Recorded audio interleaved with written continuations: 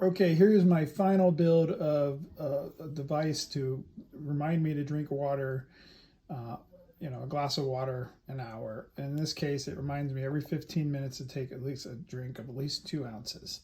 So the first thing I do is whenever I have a new thing of water to do and I need to reset add water, there's a little reset switch here I have to turn on with a pin to reset the Arduino. And then what it'll do is it will put it in waiting mode, which is yellow, which means it's waiting for me to add a drink, something over 1 ounce to the scale. And when that happens, you will see a green light, which means that it's in countdown mode, and a blue light, which will mean that I have it in test mode, which is 5 seconds. Of course, for this video, I've put it into the 5-second test mode. Now I'll put this drink up onto it,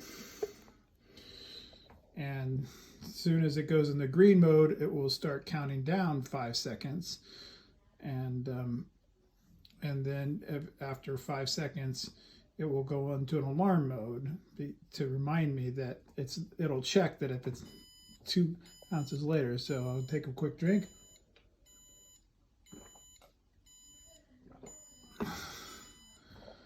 And then it's under 2 ounces of drink, so it stopped beeping. I mean, I drank more than 2 ounces, so it stopped beeping. So in this case now, I'm going to just kind of show you my build.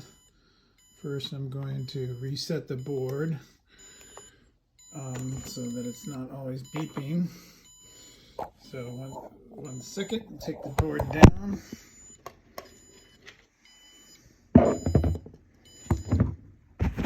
And here's my build, my complete build outside of the unit. This was kind of just the only thing I could really find to work. I didn't have a way to 3D print it, but ideally what I was hoping to find was something that was clear. And then this is my entire build. You can see that there's the Arduino, the scale.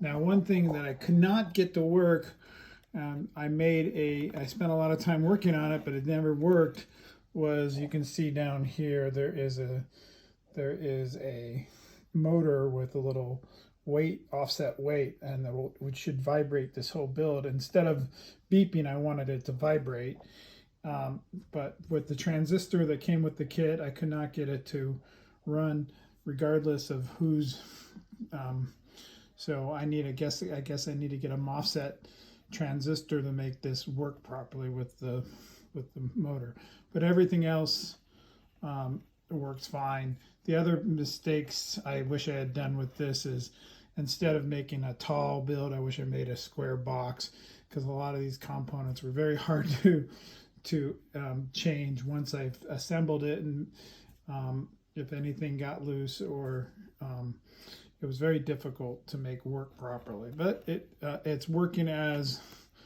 I intended, but just a little taller than I had hoped for.